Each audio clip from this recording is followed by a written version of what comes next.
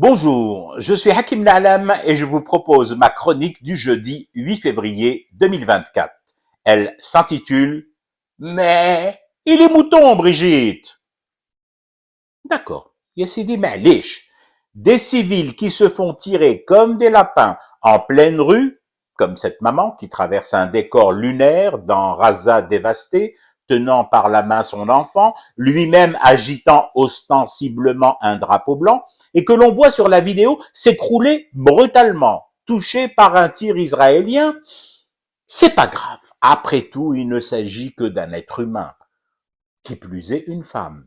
Qui plus est voilée. Qui plus est musulmane. Qui plus est arabe. Et vous pouvez rajouter tous les qui plus est qu'il vous siera de rajouter. Mais il est mouton alors? Parce que j'en ai une autre de vidéo. Waouh! On y voit des snipers de l'entité sioniste viser, tirer et abattre des moutons qui cherchent quelques pitances au milieu des décombres encore fumants de Khan Younis. Les moutons, Brigitte! Ulkbesh, Yabardo! La cause animale, bébé! Des bestioles abattues en pleine rue d'une ville du monde et toi, rien! Je t'ai vu et entendu gueuler ta race et tes restes en lambeaux tenus par des épingles au moindre chat shooté 2 ou 3 mètres plus loin par un footballeur un peu trop foncé de la peau. Mais là, ma Harley Davidson préférée, les moutons, ils ont été abattus, tués. Mais si, tu sais bien, les moutons. Tous les ans, tu nous sors la même salade niçoise sans saveur sur l'égorgement des moutons, ce rite barbare qu'impose à ta vue sélective des musulmans qui, par ailleurs, se trouvent être tes compatriotes, puisque eux aussi français. Si je ne m'abuse, le sacrifice du mouton a ses règles religieuses et ses fondements. Quel fondement et à quelle croyance répond le massacre de ces mêmes bestioles par des tireurs israéliens? Des gâchettes que l'on entend d'ailleurs sur le même document, c'est ce qui l'a fait rire franchement du carton qu'elles viennent de faire. Brigitte, quand tu auras remis en place la graffe qui vient de se détacher, essaie tout de même de te concentrer un chouïa. La cause du mouton palestinien ne t'intéresse pas?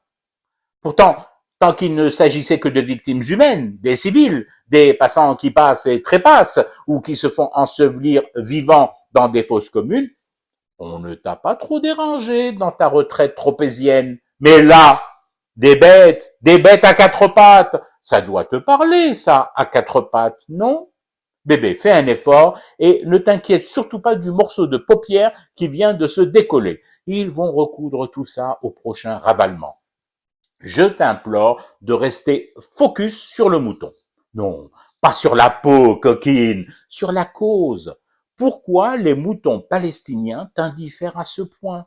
Est-ce parce que ce sont des bidas israéliens qui les dégomment?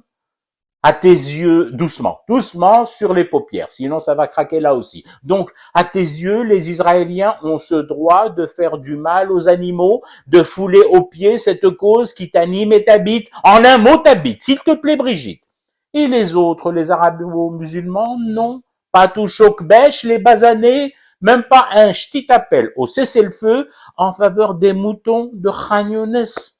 Pour les mamans, les enfants, les papas palestoches qui tombent comme des mouches.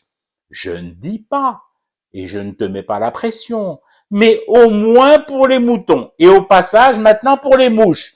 Un petit cessez-le-feu, un geste, ya Brigitte, un petit geste pour la nature. Elle te le rend tellement bien ces dernières années, la nature. Ah si, ah oui, regarde dans ta glace, enfin, essaye de regarder entre les fils et les aiguilles qui pendouillent. Et une fois que tu auras regardé, essaie, sans trop appuyer sur tes lèvres, de fumer du thé pour rester éveillé au cauchemar des moutons à 2 pattes qui continuent. C'était Hakim Na'alam, je vous retrouve samedi pour une autre chronique et une autre façon de dire son amour à l'Algérie.